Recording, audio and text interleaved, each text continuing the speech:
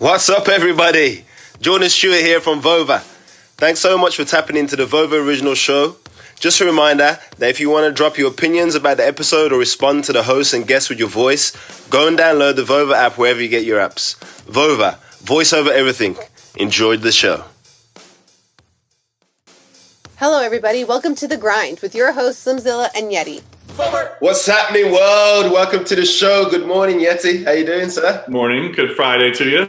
Hey, you sounded a bit English there. I must be rubbing off on you. I think I said those backwards, right? That's what you guys do, kind of change the order of things. No, we do it the right way. I told you, American just does it like the opposite. That's that's true. You guys came first, so we just changed things up a little bit just to piss y'all off, I think. Yeah, exactly.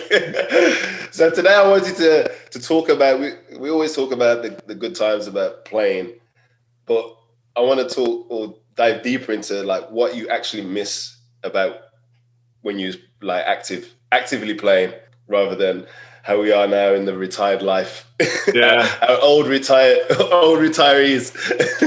I'll tell you, it's wild. I feel like it's quiet all the time in retired life, right? Like you're so used to being in a locker room with like 60 other dudes and someone's playing music, someone's over here dancing, playing video games. Like that locker room atmosphere was something that you never can get back. And it's tough because, I mean, for me, it was since I was in third grade, I played football and I was around the guys. I mean, we didn't have locker rooms back then, but, like just growing up together and being around the guys and all that, like that was like your boys, that was your guys, like you went into the brawl with them. So I think that's probably the number one hardest thing, but honestly, just about everything, man. Like,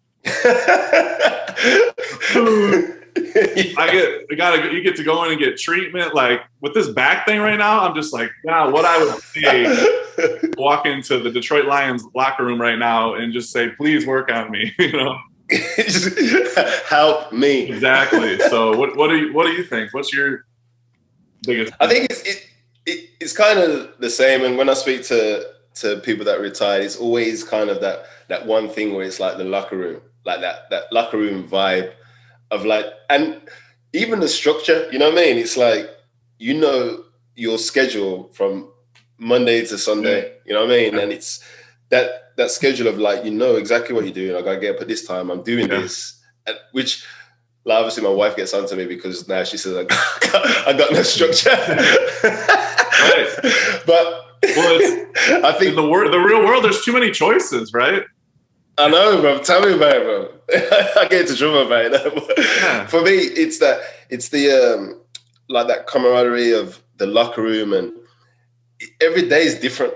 Like it's just different stories, or you might have gone out the night before, or like did you see what happened on like TV? And then when you go into the real world, and you know what the locker room's like, there's certain things said there that you can't say in the real world, but right. Like, there's no HR, like there's none of that kind of stuff. So even me going into the real world, then you have to turn everything down.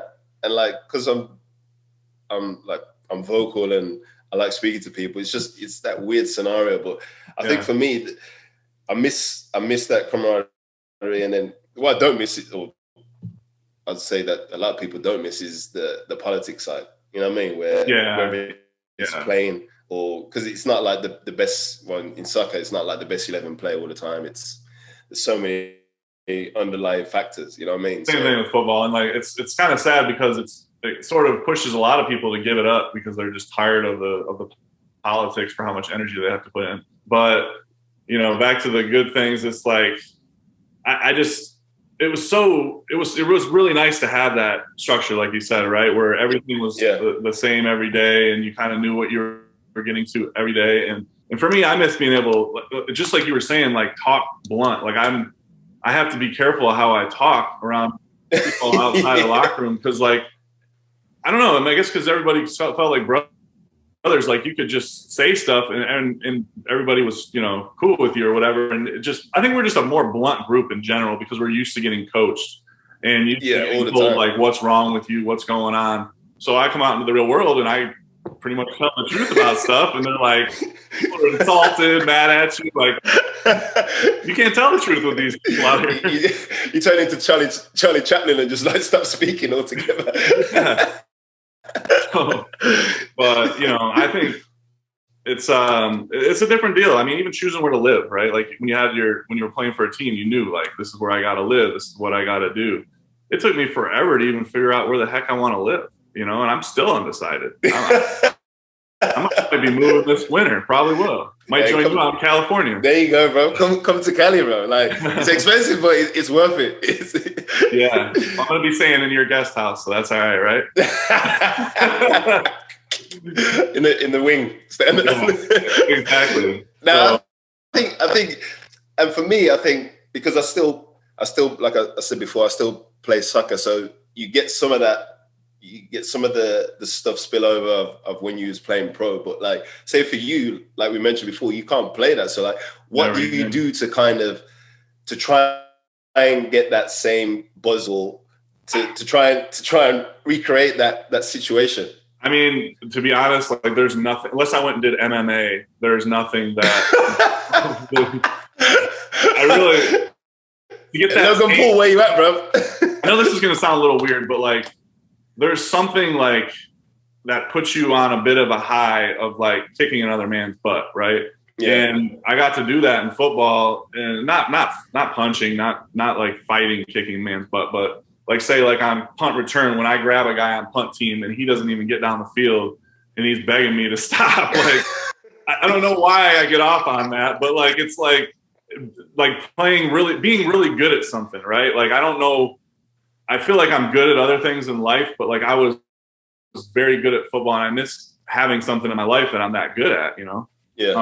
And it's not, I can't find anything to do after, like I think we were saying before, like who can I get to just run out in front of me and let me tackle him? I don't think anybody's going to allow that. No, bro. How about like, you ever think of like, do like training camps or anything like that where you kind of, you get this, I know you've done a couple before. Yeah, but that was more like the mental side. Do you feel like you do stuff like where you can get involved in that? Yeah. So in the past, before COVID, I would go out to Grand Valley because that's only like 2 hours away from here, and I'd work with the guys. And I spent I think 4 days at Grand Valley, and I spent 4 days at Miami, Ohio. And both of those coaches actually have been contacting me to see if I could come back out and work with the guys for a few days because I love that coaching side of it. And a lot of people that coach, that's what they say. They say this is like as close as you can get to actually playing the game again. And it is exciting for me. I mean, I loved being able to talk to a kid about something like, say, at Miami, Ohio, right? It was sort of funny. So this defensive lineman comes up to me and he's like, "Hey, Skuta, this guy is just kind of sitting back and grabbing me every time. What do I do? He's a big guy." And this was a guy that got drafted, I think, in the 4th or 5th round of Buffalo, right? Okay. So he's a good player. And I said, go up there and take one step out and then put your hands through his chest and bull rush him, right? So I'm watching, and the kid does it, and he pushes the kid right back and he would have made a sack. It was a good play. So then the offensive player comes up to me. I didn't even just done it too. I'm mostly working with the defense.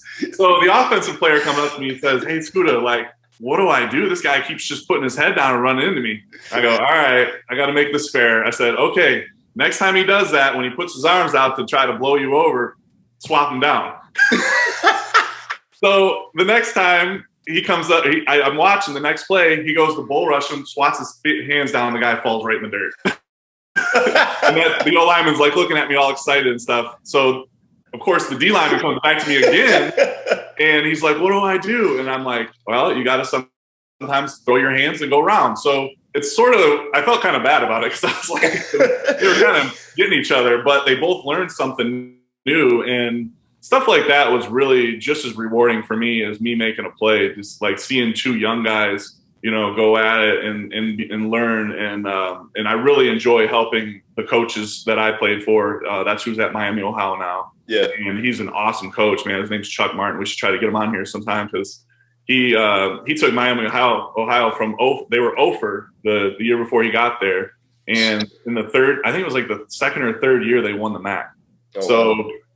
Really a special guy. And that does help some. I mean, do the camps and stuff that you do, is that anything closer? it's more. It is close, as in like the coaches were having banter and that kind of stuff. But it's more of like that. What you said, like the mentorship side of telling it, or kids coming up to you and be like, "I'm trying to do this. Like, how should I do it?" And give them advice on that. Right. But when I'm playing like over 35s. And then we're having banter while I'm playing. Like that's probably the closest I get. So like having like doing little tournaments and stuff, playing in them. And like for me, you can't be. But like, you get old, man. And like last week, for instance, I strained my calf. Like I'm just like you said, getting treatment, bro. I'm like something, man. We're getting out of grass these days, bro. Something that will probably take like a week. It's taking like 3, bro, because I ain't getting the hands on. No, I know. It's awful. I mean, I've been spending the last 3 days in my hyperbaric chamber and still can't freaking walk. It's bad. So, but what's it like when you play in that over 35s? Are they like, they know, okay, this is Jordan Stewart, I need to go at this dude? Or are they, what's it like with that way? Well, the way I've always, even when I used to play in off season, like we'd play like little pickup games and that, I always went into it thinking, you're probably better than most of the guys there, but they're gonna try and want to prove something. So I always kept it simple. Like never kind of like trying to just mess around and that. Just kind of was locked in, do it simple. But then if someone started giving me BS, then also like I'll turn it up a notch. But sometimes I get angry, man. Like get angry at the ref. I still get yellow cards. Like I'm there swinging at the referee. You like played at a professional level, and like it's hard to release that from your brain. Is how you played, right? Like that's what I hate losing. Like even if it's a bad referee and they're in an over 30 league, like it just don't seem right, you know. Like that's what I would have a hard time with football. Like there's probably some lower level football I could do, or like some kind of like flag football, but like it's just really not for me because I was good at football because of how physical I was. Yeah. You take that out of the game, I'm probably not very good. You might as well just be on the sideline, bro. right, yeah. I'll just coach everybody. No one wants me out there anyway, so I think I'm not a popular guy to want to play with. And like I said, man, we need to get better at golf, and then we can. Yeah. See, that's probably where I get it now. Honestly, is golf, and if you would see how fired up when I get a birdie, like I'm chest bumping everybody out there. Like it's like I made a big play on the field. Like I get all juiced up and like start staring at people and going, yeah. Like that's not what we do in golf, bro. Yeah, exactly. Where's your etiquette? Exactly. You're like, no, bro. Not at all. This is 2021. Yeah, I'm Adam Sandler out there, bro, doing the horse around the green after we get a birdie. We said, like I said, we need to get on the golf course. I agree. Sooner rather than like, you need to come to California. So I'm sure there's some courses that we need to play. We need to hit Pebble Beach for sure. Oh yeah, somebody got to hook us up with that. Any listener out there got some? Any listener that can get us a hook up at Pebble Beach, let us know. Drop me a DM, bro, because I'm willing to pay half, whatever that is. Right. Cool. Well, hey, it's a pleasure, man, and get back on the driving range and get practicing because I'm gonna be ready for you. All right, I can't wait for this. We're gonna have to have a bet as well. There's got to be something, especially if we're talking out here about it. Of course. Cool. Okay then, brother. All right, bro. See you later. Peace. Vover.